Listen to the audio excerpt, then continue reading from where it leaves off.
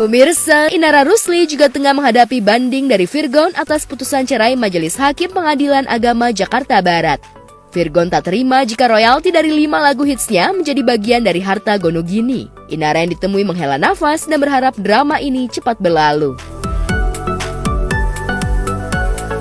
Ya, gimana ya, kalau aku sih pengennya cepet selesai ya drama ini semua, juga nggak mau berlarut-larut gitu, karena kan sayang ya uangnya, daripada buat bayar pengacara kan mending buat bayar sekolah anak, kan mahal, kursusnya mahal, nutrisinya mahal gitu.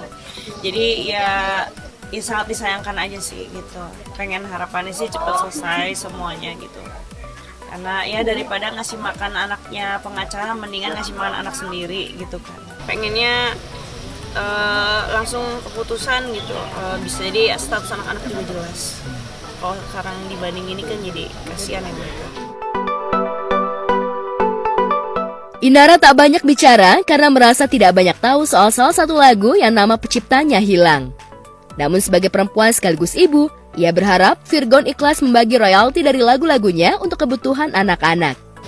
Kita itu kan selama masa rumah tangga itu sering diskusi, sering ngobrol, dan bener-bener deep talk ya, ngebahas segala sesuatu gitu. Jadi ya sedikit banyak apa yang aku sampaikan itu ya menjadi inspirasi dari lagu tersebut. Kalau royalti itu kenapa aku bisa dapat hak nilai ekonominya, karena kita terikat pernikahan. Jadi mau orang terinspirasi dari siapapun, dari mantan pacarnya ya nggak ngaruh gitu. Kalau misalkan dia mau nuntut inspirasi dari orang tersebut, kalau nggak ada ikatan pernikahan ya nggak ada, nggak bisa. Kenapa ditentukan menjadi harta bersama ya karena dalam Islam itu sesuatu yang bisa bernilai ekonomi yang selama masa pernikahan itu termasuk dalam harta Gonogini. Oh nggak tahu sih, kalau itu kita jangan berasumsi negatif ya. Mudah-mudahan dedinya anak-anak bisa ikhlas gitu membagi royalti, yang mana itu juga tujuannya kan untuk jangka panjang pendidikan anak-anak ya, karena kita nggak pernah tahu umur sampai kapan. Fokus dirinya sebagai ayahnya anak-anak juga sampai kapan ya, wallahu alam. Jadi ya apa yang aku lakukan ini ya semata untuk apa ya, untuk menyelamatkan masa depan anak-anak. Dalam kasus ini, Inara juga ingin langsung pada keputusan agar status hukum anak-anaknya jelas. Dan Inara juga meminta Virgon transparan soal royalti yang akan didapatkannya. Wallahu alam lah, kalau aku sih aku serahin semua ke Allah. Jadi kalau misalkan ada yang kurang puas atau gimana ya namanya proses hukum ya terbuka aja lah, selama memang masih bisa mengikuti mengikuti rekonstruksi hukumnya gitu ya, silakan aja rekonstruksi hukumnya. Yang penting aku sebagai warga negara yang taat hukum bisa patuh gitu, tunduk sama ini deh aturan-aturannya gitu. Jadi kalau misalnya kita ngebahas itu sama orang yang nggak paham harta Gonogini dalam hukum Islam ya percuma gitu, mendingan no comment gitu. Justru karena selama pernikahan ini juga aku belum pernah melihat laporan secara detail ya. Jadi ya mudah-mudahan bisa lebih transparan lah, karena selama ini aku nggak mengetahui sih sumbernya dari mana-mana aja.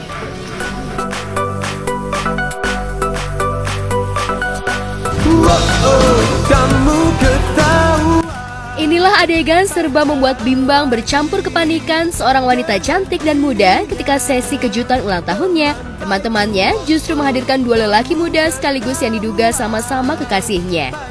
Yang satu membawa buket bunga sebagai kejutan, satu lagi seorang pria bersabar kemeja rapi menyusul dari belakang. Rupanya kejutan ulang tahun itu benar-benar membuat si gadis terdiam bak tersambar petir di siang bolong. Kau sedang bermesraan dengan seorang yang ku kenal. Hari yang kau tunggu bertambah satu bahagialah kamu yang kau beri. Senyum deh.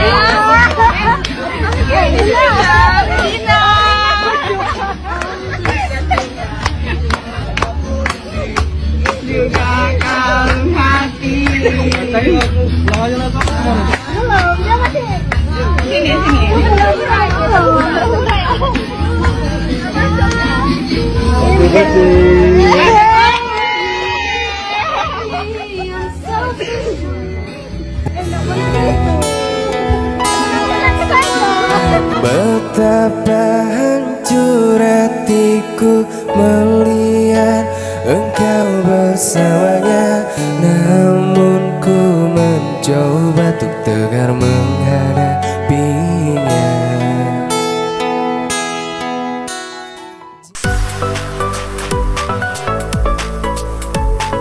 Nyaris tak ada kata-kata, apalagi senyum sumringah yang tersungging meski di momen ultah. Si gadis tampak tegang diduga lantaran kedok cinta segitiganya terbongkar. Video yang viral di akun TikTok itu dalam sekejap viral. Gadis muda itu pun jadi sasaran kekecewaan warganet. Menurut aku sih ya menanggapi itu ya selama belum nikah sih ya wajar-wajar aja sih kita kayak ada teman atau misalnya ada pacar. Tapi kayak ya harus milih juga cowoknya gitu kan. Karena selagi belum nikah kita emang harus pikir biar nggak salah langkah. Karena kan banyak juga udah nikah ternyata salah pilih gitu. Jadi ya menurut aku sih nggak apa-apa butuh banyak juga. Kisah cinta segitiga ini jelas akan mengiris luka batin bagi pria yang merasa dibohongi selama menjalin kasih. Tak terbayangkan bagaimana pedihnya hati pria yang telah lebih dulu menjalin kasih dengan gadis tersebut. Lantas bagaimana reaksi selebriti atas fenomena cinta segitiga yang dirajut si gadis? Sebenarnya sih dengan berita itu juga sama juga sih dengan kayak yang dulu juga aku terjadi. Sebenarnya rata-rata tuh teman-teman cewek nggak semua tapi rata-rata malah banyak yang nikung ya, banyak yang nikung ataupun banyak yang bongkar cinta segitiganya gimana ke orang-orang lain. Ya sebenarnya itu nggak pantas untuk dibilang, padahal kan dia tuh teman kita sendiri gitu. Tapi banyak terjadi kayak gitu.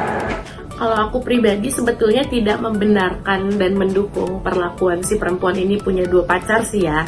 Tapi kalau dilihat dari sisi sahabatnya menurut aku kurang etis aja. Karena konteksnya ini sahabatan, terus ya dia tahu kondisinya seperti apa, tapi kok bisa-bisanya malah diamprokin gitu. Itu kan akan mencoreng nama baik sahabatnya sendiri. Terus kayak sebetulnya kalau misalnya mau diingetin ya masih banyak cara untuk ngingetinnya, nggak hanya dengan satu cara, apalagi dengan diamprokin kayak gitu pas lagi hari ulang tahunnya lagi.